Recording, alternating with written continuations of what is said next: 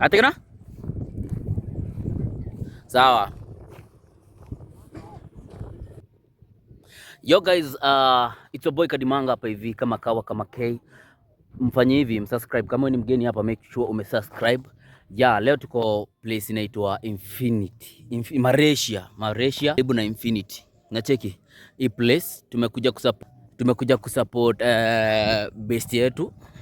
Wife yake na shoot ngoma, anaitwa Amanton Art. Na manze, mnajua kama kawaida lazima support. Lazima tukam to support sababu support lazima na support muhimu. So kwa umbali pale ndio wanafanya shooting. But hii place inakuwa poa. Hii place nayo siwezi wadanganya. Hii place nayo inakuwa best sababu inakuwa na neema fulani, wasee ukamkuomba, ukisikia wasee ukuja huku na kuwa na shughuli mingi. Kunakuwa na shughuli mingi sana.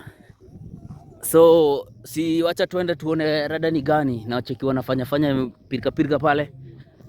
Tukifika manze.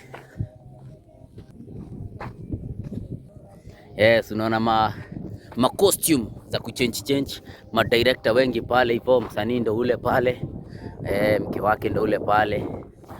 Mdogo nitaonesha mambo mpaka mtina ni gospel music kwanza. Make sure me support manze, nitamtag hapo chini.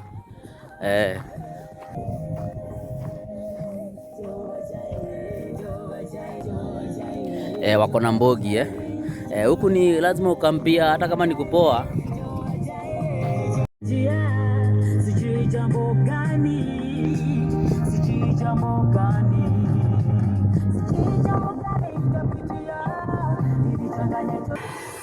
ilichanganya toke kwenye njia. Sijui jambo gani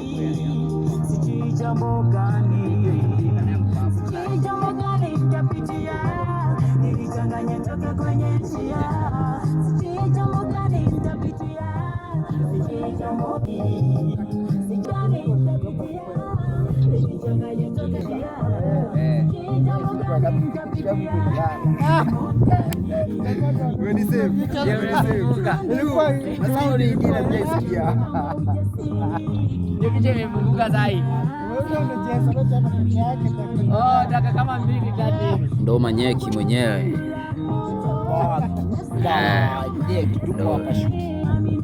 Kamlisa from all the way G-Town.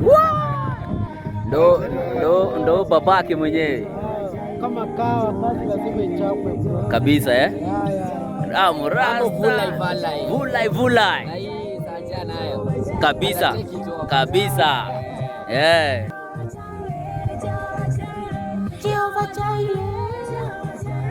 Msupport watu wangu Umeona producer kweli?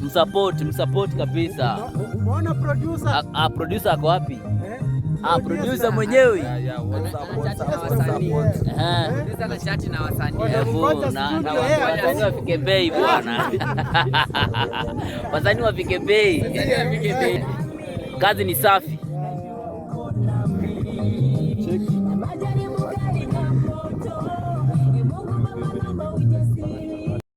Msanii amemaliza shughuli yake ya kwanza. Msanii usituangushe. Sawa? Na msupport msanii.